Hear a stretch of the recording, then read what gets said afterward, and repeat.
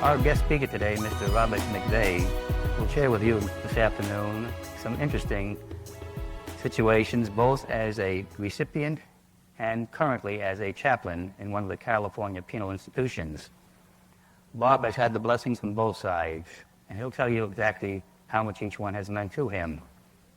Bob has been a very active Christian Scientist since he founded in an institution, and since his release has been involved in many of the activities all of us have had the privilege of sharing in our churches and home communities. Bob serves on the board of directors of his branch church. He serves as a Sunday school teacher, etc. He has had the privilege of working for the last 5.5 years as the co-administrator for a Christian Science nursing home accredited by the Department of Care, Fern Lodge in California. So Bob's sharing and caring certainly goes the whole gamut of every type of need. Bob is a former visitor to the state, and as a long ago, one-time snowbird, had a very interesting tourist situation here in the state of Arizona. He went on a very rapid and scenic tour. And with that enigmatic introduction, I'd like to introduce to you our guest speaker, Mr. Robert McVey. I love thy way of freedom, Lord. I was really grateful that we were able to sing that song, that hymn, at the beginning of today's meeting. What I would like to share with you today is how I came into Christian Science. And to do so, I think it's important to share just a little of what went on before I came into Christian Science. I grew up very ignorant and lonely, in trouble, without any sense of home life, without any real parents, without any sense of morality or law. And because this is the way I had started this human life, I was in trouble almost from the beginning. I ran away from home before I was 10. I was in juvenile hall, actually when I was 9 years old.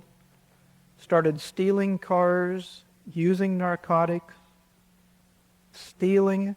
A number of times I went to the California Youth Authority. It's a little prison for young offenders for burglary.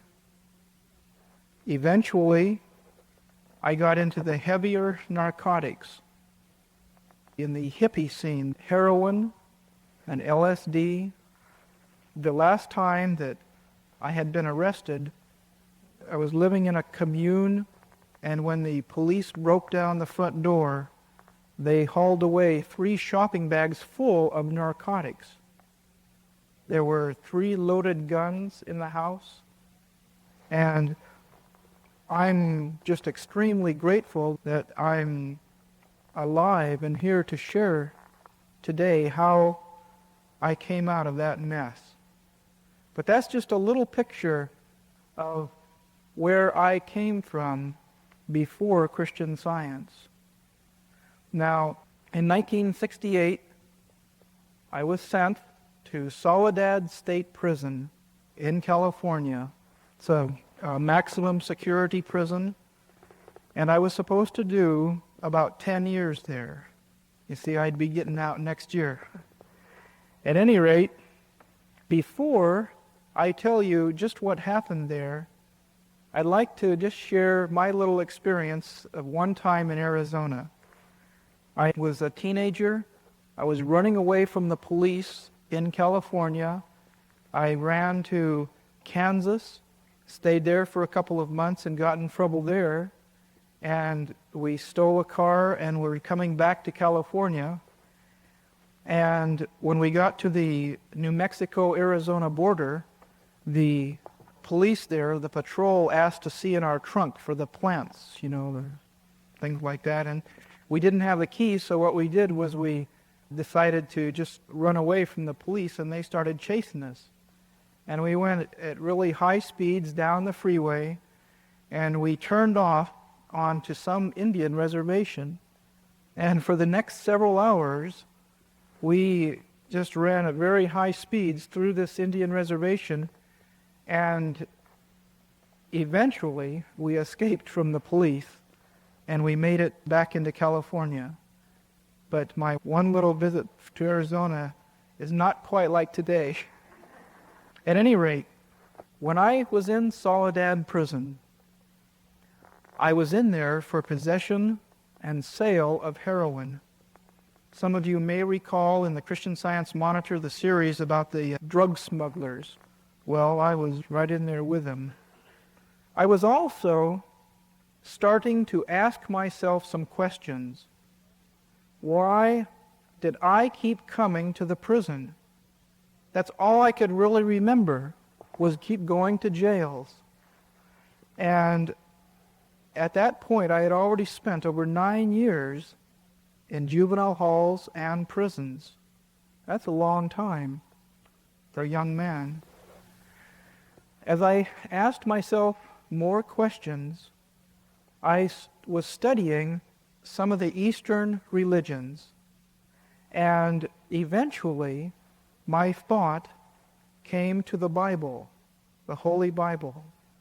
And I started thinking, now, I've always been against the Bible because of the way I had grown up, but I'll look at the Bible now and see if there's anything in there that I can use for myself. So I read the 4 Gospels, Matthew, Mark, Luke, and John. I don't know really how to describe that feeling that came over me, but I just fell in love with Jesus. He was so pure, so outstanding in his healing work, and everything I had been reading up to that point, Jesus didn't have to take on the disease like some of these other religions said in order to heal. He didn't just flash a peace sign at people. He was active, and he demonstrated his Father's power.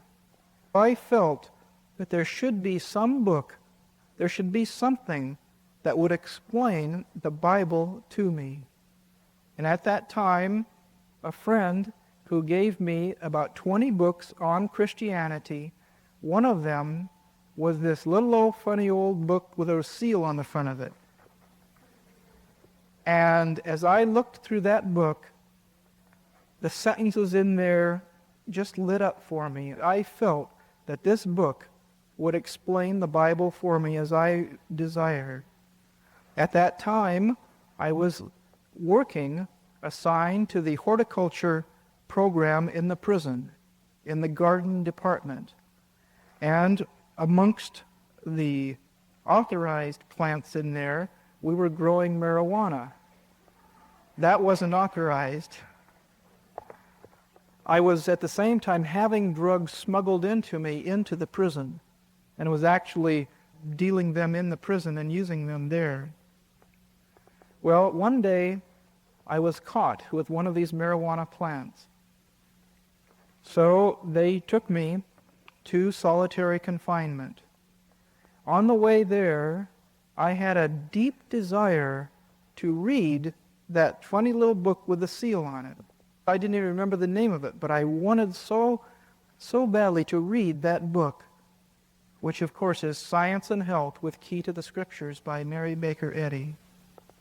As I started reading Science and Health, for the first time in my life, I was shown who God really is. For the very first time. And I was being shown who I was. That I was really a spiritual idea. That somebody loved me. And when I came to the Lord's Prayer in the first chapter, and it said, Our Father, Mother God, that just tore me up. It was like, well, I really do have a father and a mother that loves me.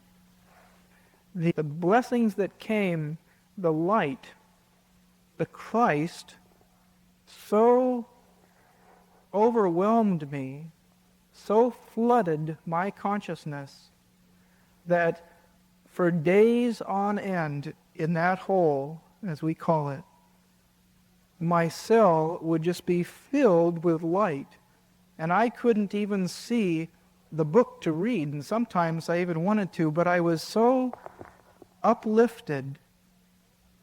Then the Christ was so powerful that songs of joy would just come to me, and I would just be singing endlessly sometimes, it seemed like for hours, of songs of praise to God. And as I continued to read, the desire for smoking left me. Actually, the second day that I was reading Science and Health, I noticed that I had not smoked. And it had been 16 years of smoking that just vanished as my thought was changed. And I recognized that something much, much stronger than my own thought, something that I didn't really understand, had healed me. And this was God's almighty power and God's love and cherishing for me. As I continued to read and pray,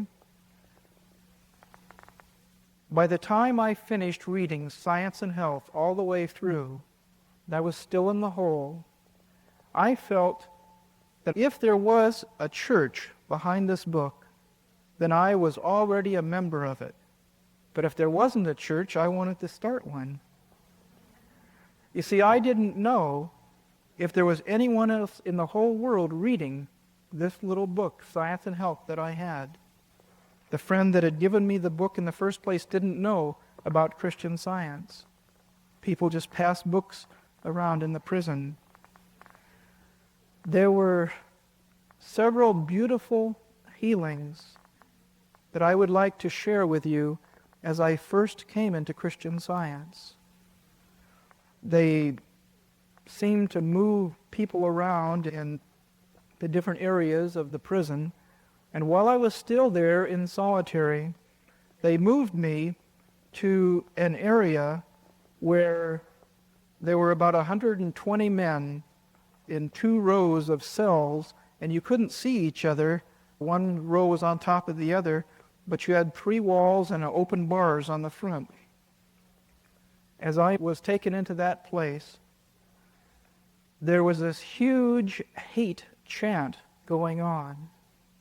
And these people at one end were yelling, "Hate, hate, hate." And at the other end, they'd yell it back. And I had been reading Science and Health for about 3 weeks. And the only thing that I could think of to do at that moment, just instantly, was I just yelled out, "Love!" And I said, "You guys got to love. You can't hate. You can only love." And the whole place became as quiet as this is right now. And some big old rough voice said, "Well, who and so are you?" And see, you couldn't see who you were talking to. And I said, "I am just me, a little child of God, and you guys are children of God, and you can't hate." And so the guy, he didn't really agree with that. But he continued talking with me, and for about 5 minutes we talked, and then the whole place became quiet. And for the next 3 weeks that I was in that area, they never did it again. And I consider that a still small voice, just one little voice of truth and of love that healed this whole loud situation and overturned it. And when I would come out for the exercise period, which was 1 hour a day, which we really cherished at that time, usually I didn't get to have it very much because some guy would whisper to me, he'd say, "Hey, come over here." He'd say, "I want to hear about that love stuff." And it was just super. Another time, I was in another section of the hole. We would come out for our exercise period, and this was several months after I had been in Christian Science. All morning long, I had been praying to see what man is, to see him as a spiritual idea, to see man as expressing love, and to see all the different, it was like kind of a little vision. I was seeing all the different races loving each other, and all different age groups loving each other, and just everybody was kind of hugging and just really, really getting it on. I mean, it was beautiful.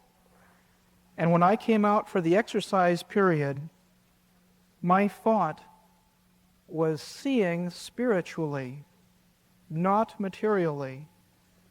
And I was feeling this sense of love for God's idea, man.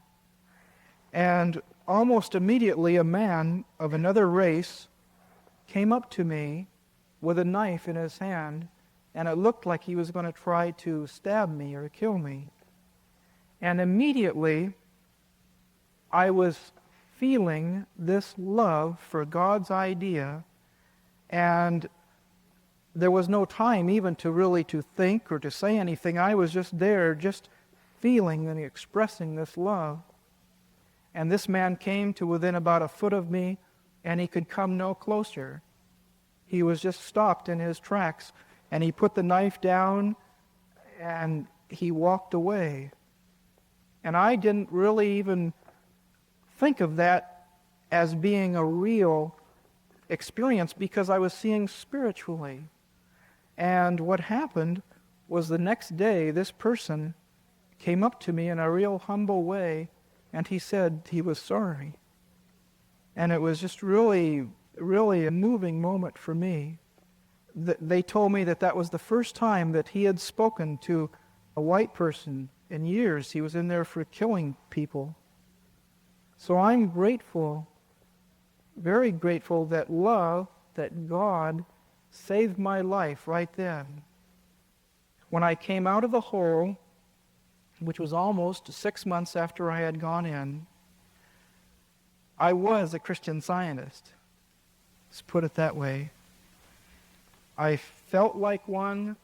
I had been writing too much, really, but I had been writing page after page of Science and Health to my relatives. I even had written a letter to the Catholic chaplain in the prison asking him to stop smoking cigars. And I was pretty far out.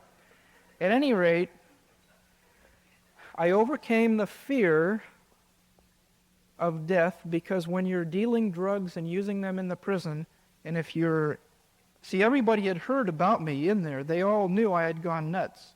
They all thought that I was just crazy. In fact, the authorities had even assigned a psychiatrist to me, because I would come out for the exercise period and I would be smiling and happy, being like man really is. And everybody else just couldn't understand that. But after I got done talking with the psychiatrist, he just said, "Keep it up." And he was very good himself.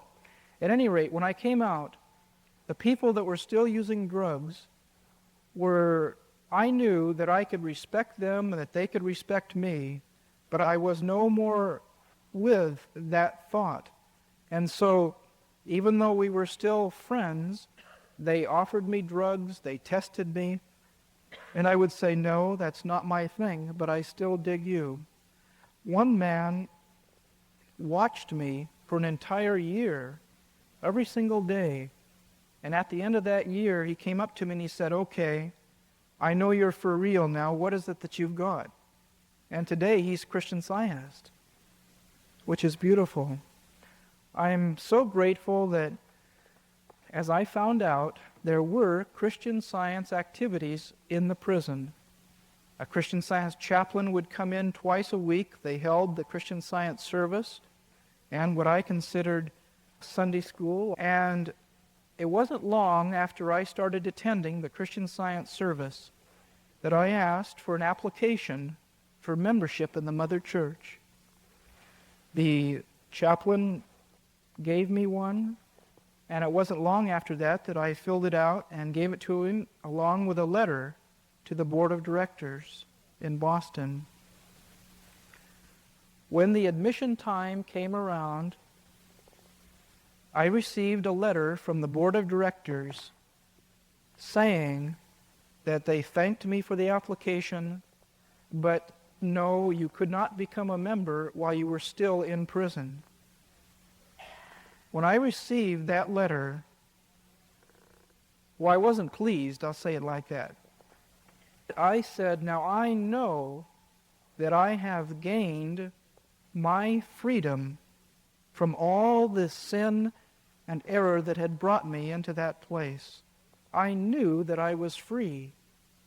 I was within God's law, and I was free.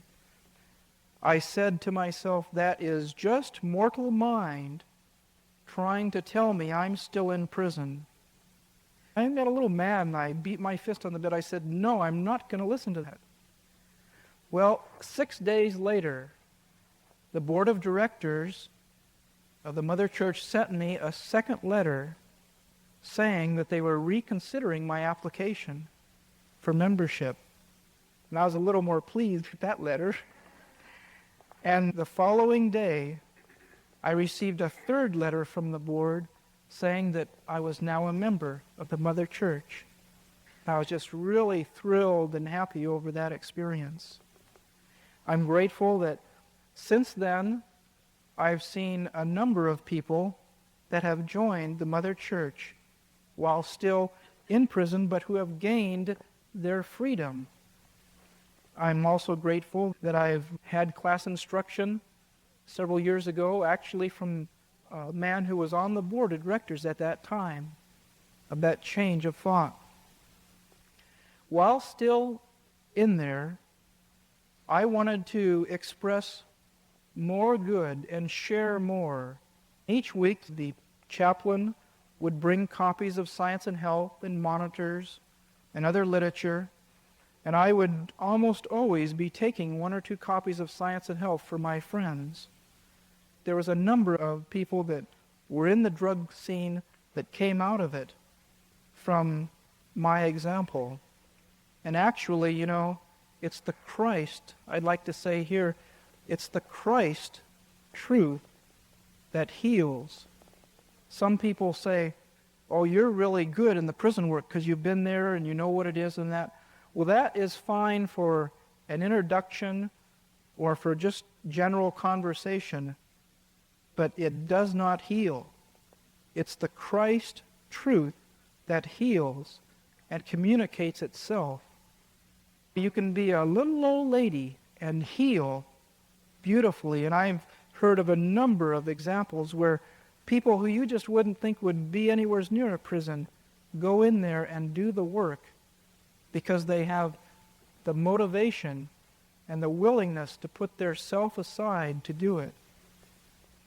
Anyways, I wanted to do more in there, and I would read the monitor. The chaplain would bring in the last 3 days' worth of monitors. When I was finished with them, I would put them on a table. After a while, a man came up to me and he said, you know, I've usually been getting those monitors, but somebody else is getting them now before me, and could you give me some of them? So I asked the chaplain, and he said, sure, take all you want, and he had quite a pile there. And so I started giving this man monitors. Well, within, I believe it was about 6 weeks' time, I had 28 people that asked me to receive the Christian Science monitor. And you know what I had was a paper route. And that unfolded. I never asked one person if they wanted to get the monitor. It all started by just leaving them on this table, and people came up to me. And after a while, I had a little list of where their house was, and I'd take it to them. I had a red dot by their name if they wanted the Sentinel, and a green dot if they wanted the Journal. And it was a beautiful way of contact to reaching my fellow men in there. There were times when there was only one other man, and sometime, a few times, when there was nobody else in there who was even studying Christian Science, and this was among 3,500 men. But usually there were 10 or 15 men that were studying. When I was about ready to leave the prison, and this monitor paper route had unfolded so beautifully, and it had been going for about a year and a half, one of my best friends came up to me and he said, and he was really humble, and he said, "I sure wish that I could have your paper route when you leave." And it's beautiful how God's ideas, how a right idea can't be stopped. The institutional work cannot ever be stopped, really, because the receptive thought is there.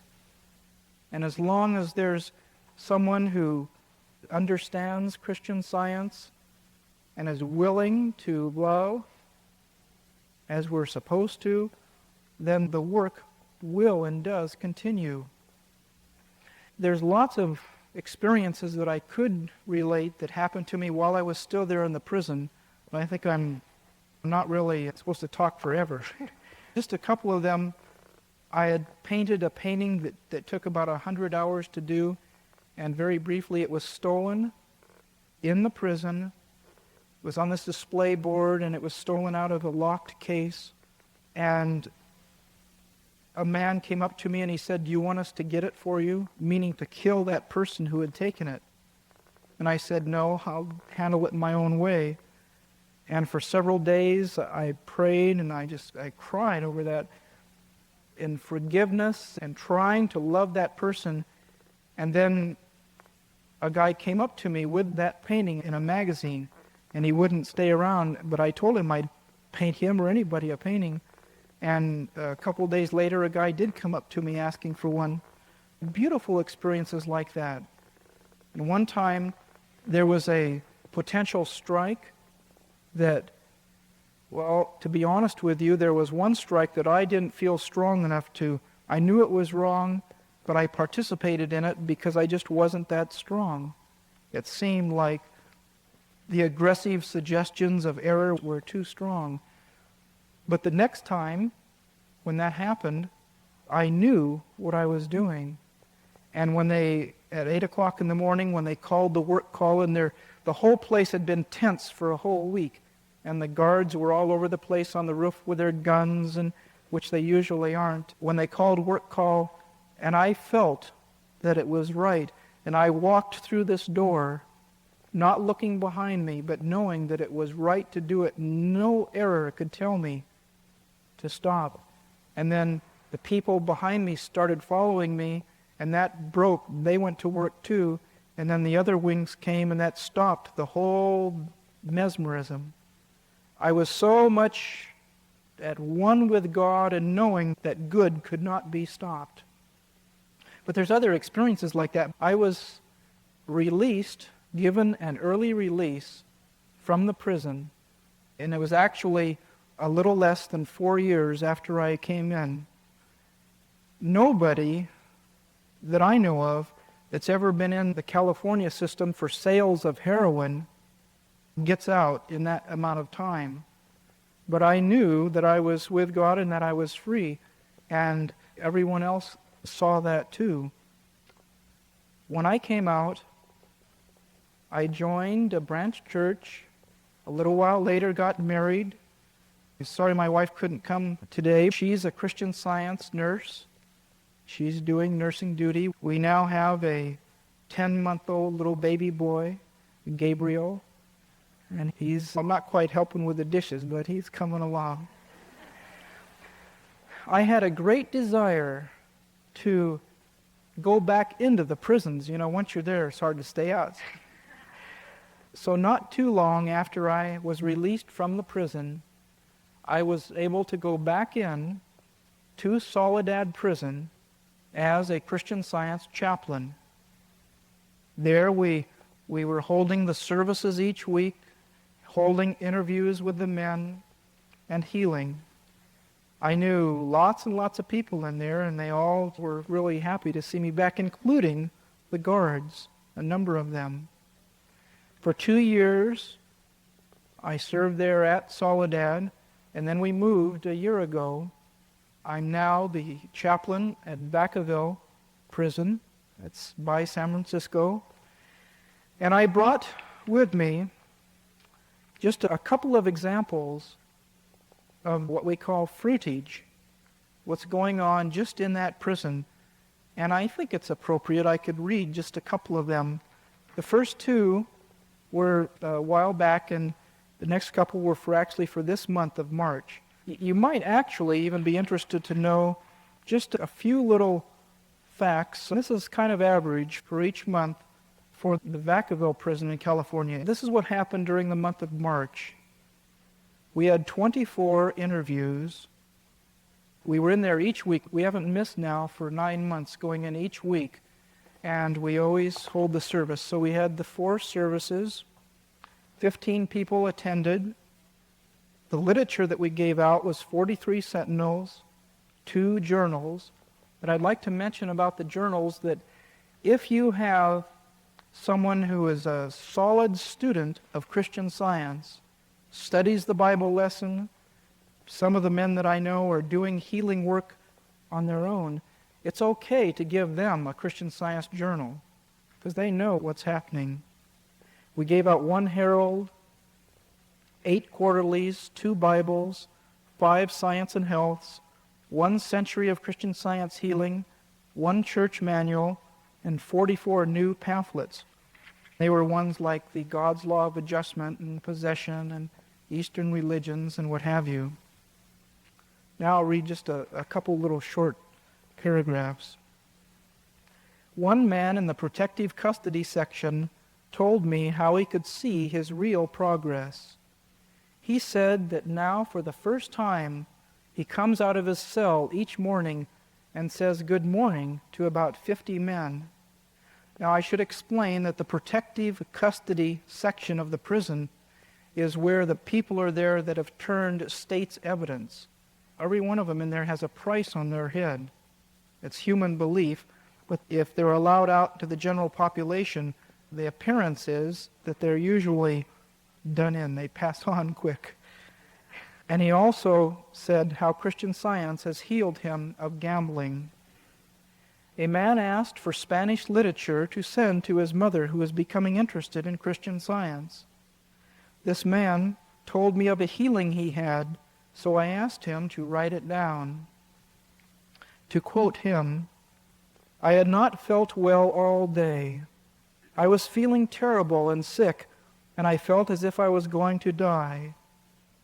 Then I remembered a discussion while at a Christian Science service with the chaplain, and I began to think realistically about the condition.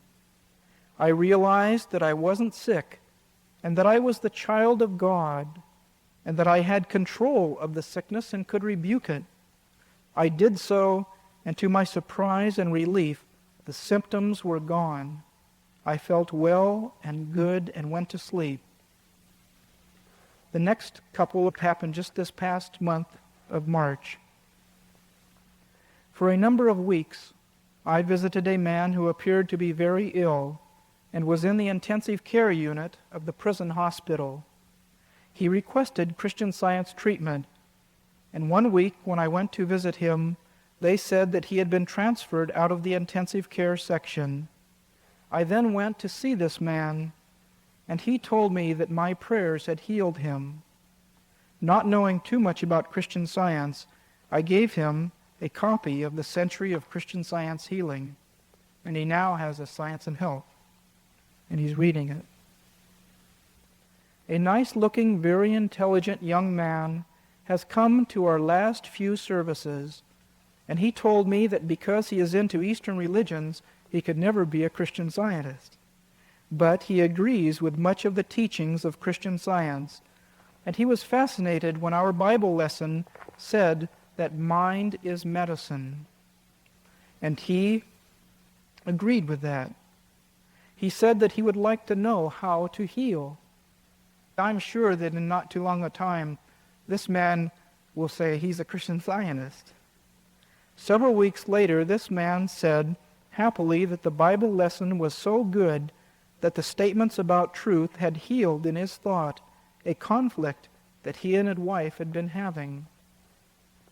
And there was direct evidence of healing from the Christian Science service.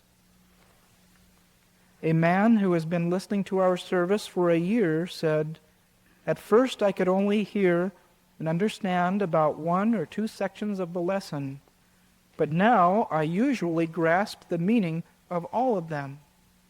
You know, interesting thing about this person is each week he takes notes as we're reading the lesson.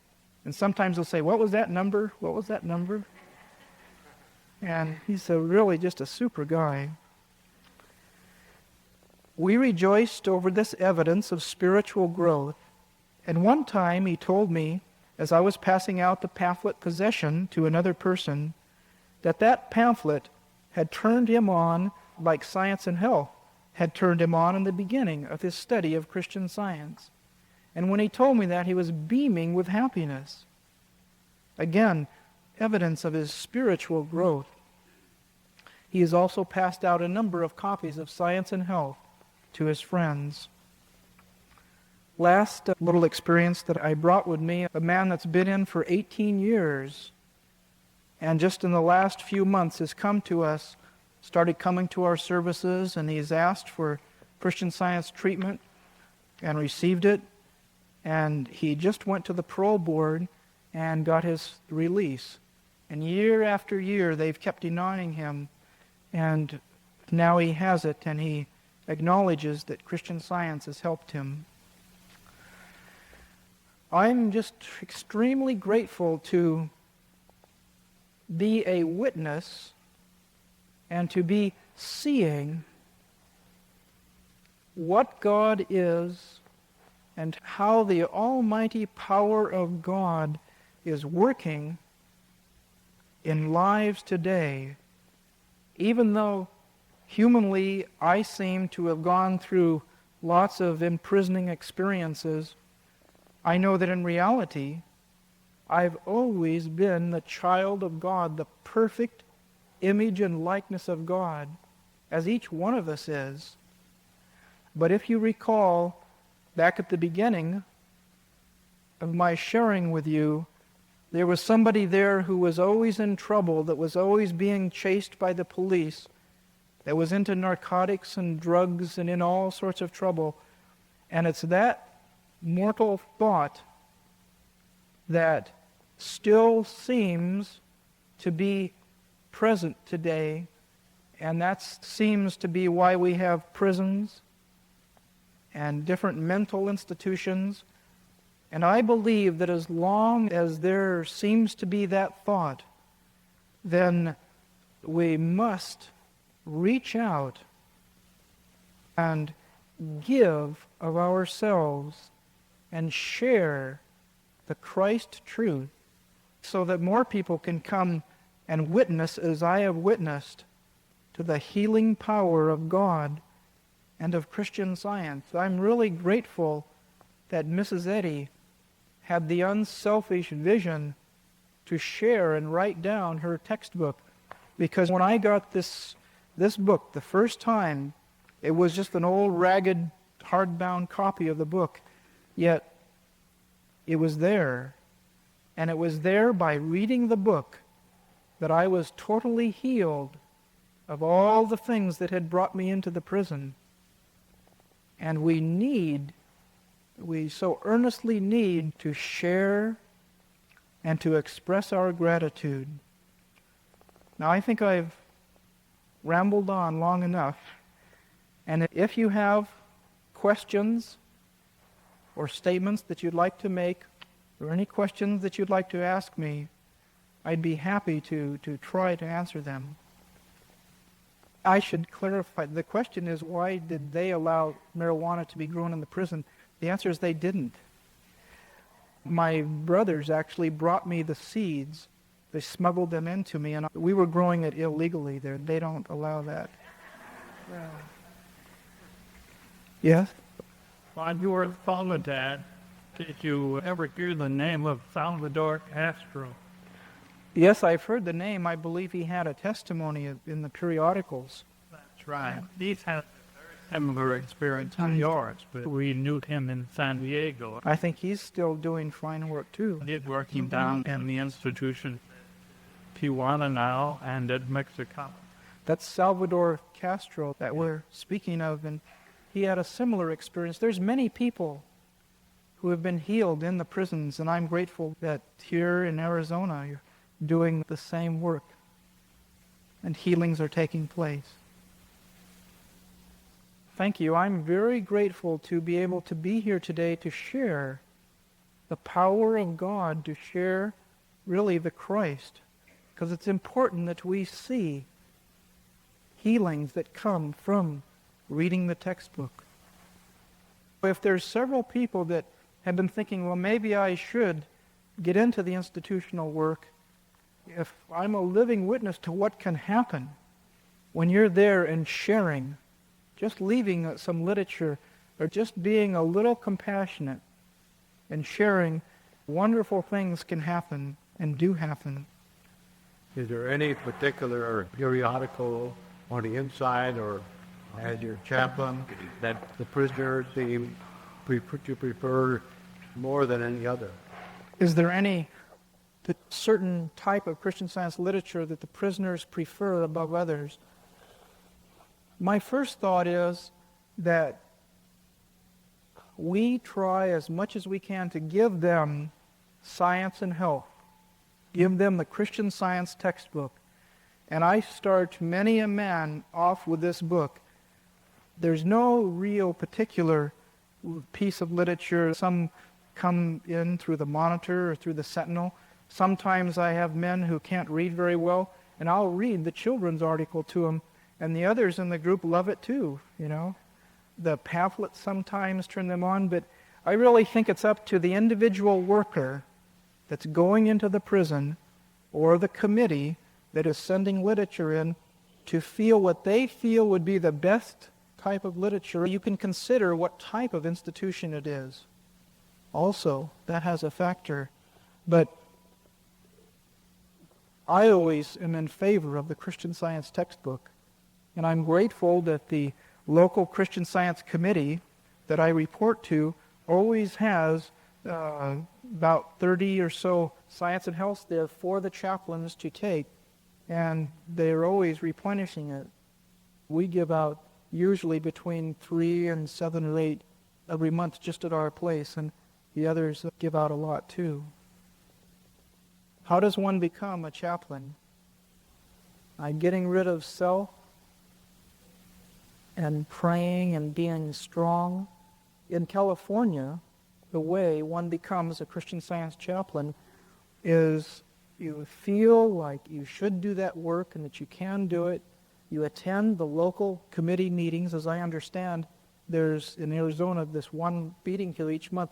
You would attend this meeting, listen to what's going on, and if you like it, ask what institutions need what going on in them, what needs there are. Or if you live by one or know one where there isn't work going on, you can go there and contact the authorities and say, I want to help. I found the best way. You go into a place and you say, I want to help, to be of service. You don't proselytize, but you go there to help. And that's what they want, is help. So then in California, you fill out an application, you have an interview with the committee, and then if they approve you, then they send it on to the state committee, then it goes to the mother church, then to the institution, then finally back to you, and then you're a chaplain. It's not like being a minister for the armed services, a Christian Science minister, where you go to the Christian Science Center and take several years of theological training. I don't know how you have it set up here in Arizona to become a chaplain or a worker. You know, that's just words, really. If you have in your heart a desire to help, then you're going to go in there and help. And whatever your state has set up for terms, that's fine. I think the state recognizes the word chaplain. California, they issue you a card, and actually it's not too unlike the card that you get when you're in there.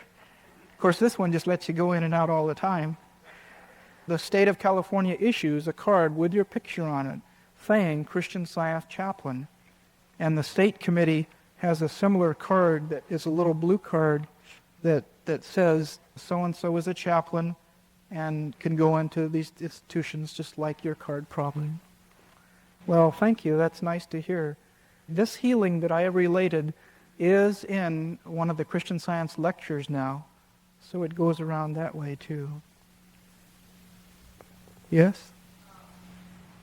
No, I think that God directs and unfolds to each individual, and at the right time, when they're receptive, then Christian Science comes to them. We have to work on this, as a chaplain or institutional worker. You have to continually work to see that the millions of unprejudiced minds, those are the seekers for truth, and those are the ones that come. And the more solidly that we work within that statement of Mrs. Eddy's, the less we have of people that are coming to hassle you or just trying to get out of work or that are there for some other purpose. The last couple of years, I really haven't had anybody come that is just playing around, because we can see right through them, and if someone did, why, it wouldn't take long to discern that. All the men that come are receptive. There's not a lot sometimes, but the ones that come are ready. And it's so important that when you go into an institution, you never go in to treat prisoners or to see a prison. You go there seeing God's perfect child. And that's the basis that we work from. I never go in to see prisoners. I see God's perfect child, and that is what heals and restores. And that's what, Science and Health, it's picture of man. That's the picture that I read and was healed by. And that we must go in as, you don't have sympathy for what's going on, you have compassion. And that's very important. Well, I've talked a long time. Thank you very much.